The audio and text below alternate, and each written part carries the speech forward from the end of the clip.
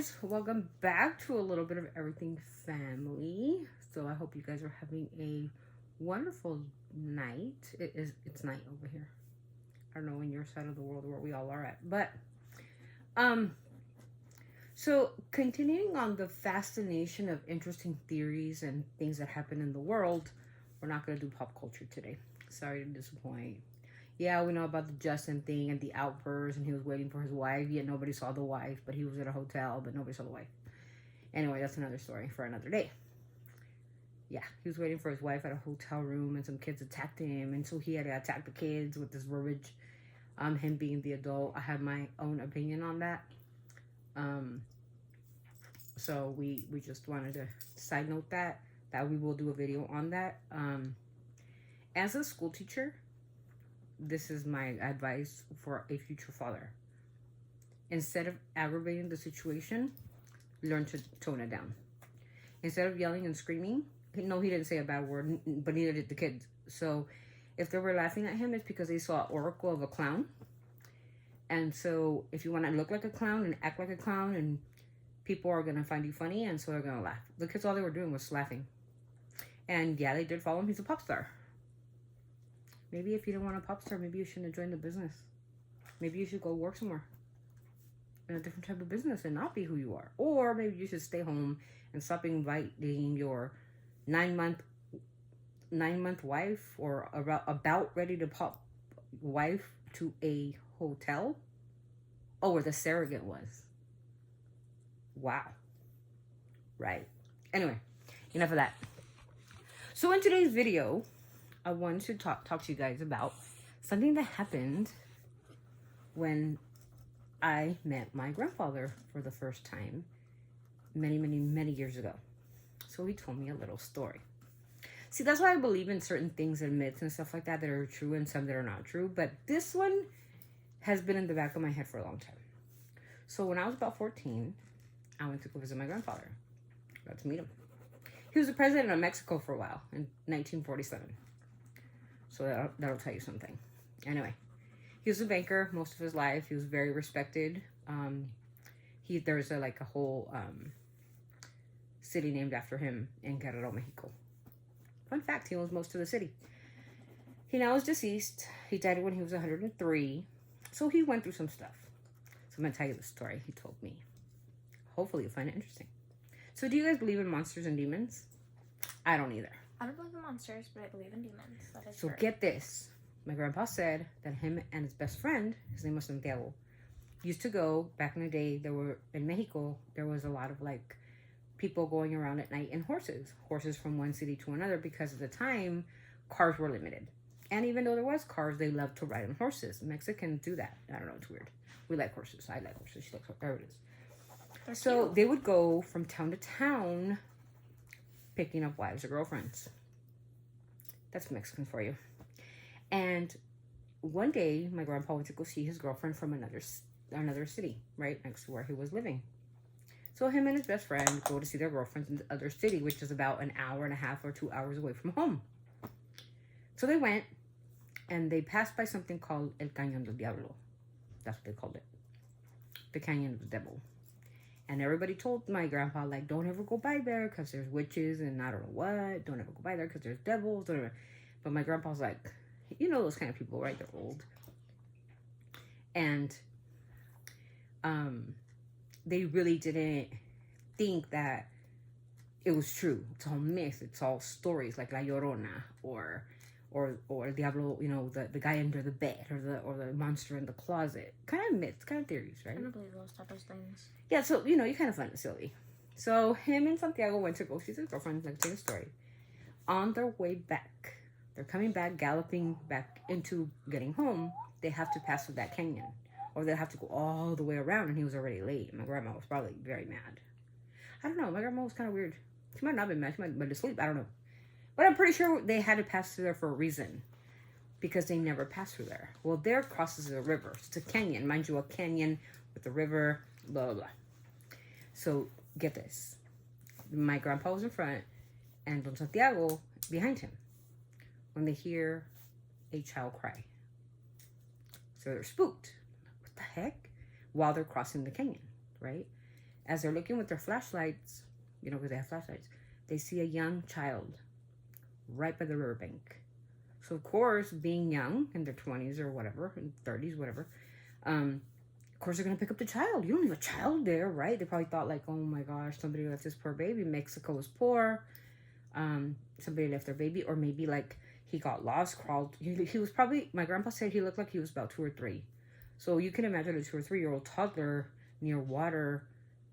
Yeah, so my grandpa said that they picked up the child and they put him in the back of his horse. Not in the front, but in the back, because the child said like, oh, I'll get in the back of you, like in the back. So they said, okay. So my grandpa put him behind him, not in front of him.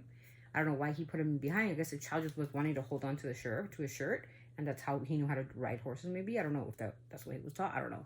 My grandpa didn't give me that explanation. So as they're galloping around, he kept asking the baby like, "Where are your parents? Like, where are you from?" Because he was able to talk some, jibber jabber like a 2-year-old, 3-year-old. And he said, we didn't really say nothing. It was kind of like moaning.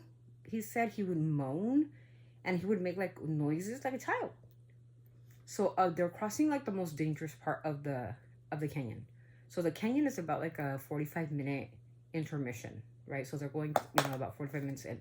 So maybe like 30 minutes and about to leave the canyon, he turns around and looks at the baby because he thought he fell asleep as he was like going on the horse, because he was real quiet. I didn't hear nothing but like this weird, like disgruntled type of voice. And he said, "Mijo, are you okay?" In Spanish, "Mijo, ¿estás bien?" And the kid in the back says, "Papi, papi." And my grandpa's like, "I'm not your papi. I'm a friend. I'm going to take you to your parents." He goes, "Look, I grew a tooth." And my grandpa was like, "What? You grew a tooth?" So he turns around. My grandpa said that he turned around and he saw the demon. It was a demon. He picked up a demon. The tooth was growing out of his, like, tooth. Like, one of those, like, and I went all the way in. Kind of like a walrus. Like a walrus tooth. He got panicked. He got that thing, and he said, "Hijo, tú no sabes qué." Okay, like, God, like, ugh. He grabbed it and threw it. And he thought it would thug against or like tossed him into the mountains, right? And would hit like a thump or something, right? Because he probably wanted to kill it, I'm sure, right? But instead, it got up on its 2 feet. He said it sounded like horse feet or like goat's feet, and started walking. And you could hear him like in that type of macabre, weird voice. Never pick up children. Said to him, "We'll see you later." And that's what he told my grandpa in Spanish. Te veo al rato. Right? And my grandpa was, you know what I'm talking about. He probably himself, he peed himself, I don't know, you name it. And that was the time that my grandfather met the devil. And he swears up and down while he was alive that he actually met the devil. And he was scared. He said that like for like months or something, he wouldn't go outside his house anymore. Because when he said, "See you later," he said it got something in him that he just couldn't. Like, imagine picking up a demon and having him so close to you. He could have possessed my grandpa. He could have cut my grandpa. He could have taken, I don't know. So my daughter drew what her interpretation is of what that demon probably would look like. So it's probably out of her imagination and out of my imagination what he would say, "Papi, papi, I grew a tooth." And that's what he looked at. So we call it a myth, but like my grandpa, he'll tell you, like, if he was alive, I mean, even after like many years of me talking to him, he would tell me like, I go, "Grandpa, do you still remember the story of the little boy?" And he goes, "That wasn't a boy. That was a demon. That was the devil, because he walked." And I'm like, "How in the world would you pick up somebody else's kid anyway? Don't pick up kids, like, the heck?" He goes, as a public service person, or a public service officer, sorry, you have to do those things. Like, you have to pick up strays, like dogs and cats. You do it because you work for the city. Well, he worked for the state, right? He was a politician. He just wanted the little boy to be safe.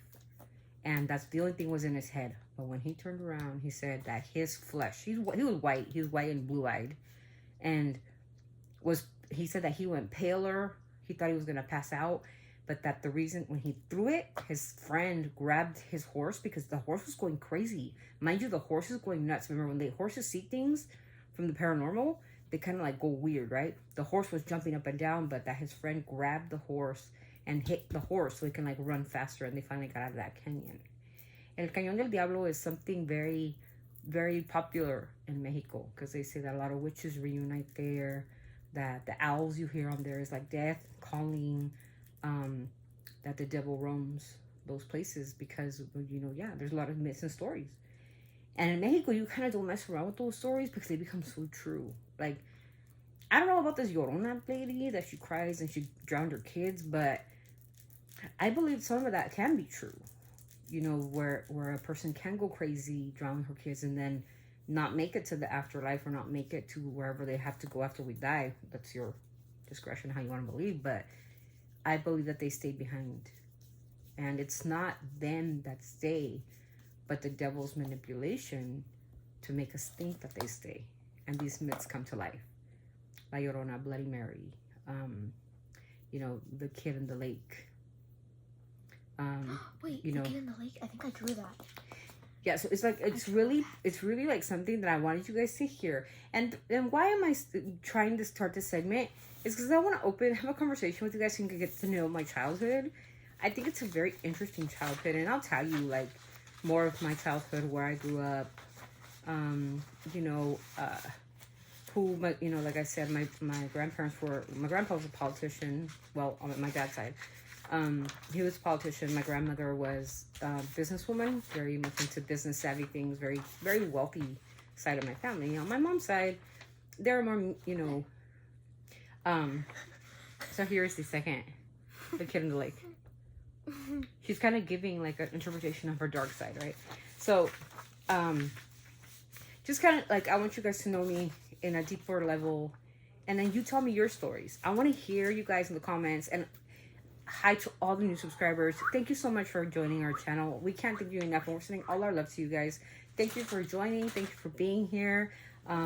Thank you for liking my videos. Thank you for like just interacting. It's fun. And these are just stories. Like I said, I was telling Emmy, I wonder if people would want to hear about these kind of stories. I got a lot. Mexico is it's a place where we come up with these stories as kids. And me as a child, I grew up in Mexico actually until the age of like 3.5. I don't remember much about it, but I would go like a lot of times throughout my life up until I was like 14 or 15, and I just stopped going. But later on, I'll tell you a story about a pig, and then other stories, yeah. And they're macabre stories. Like, you cannot believe the amount. We should make another hour video about bunch of scary conspiracy So theories. it just, I mean, are they real conspiracy theories? I mean, what did my grandfather see that day? Was he doing something bad? Is one that he deserved it? That he deserved to see this thing? What was he doing with these women that he was going to go see? And that's where the myth starts. Like, where were you going?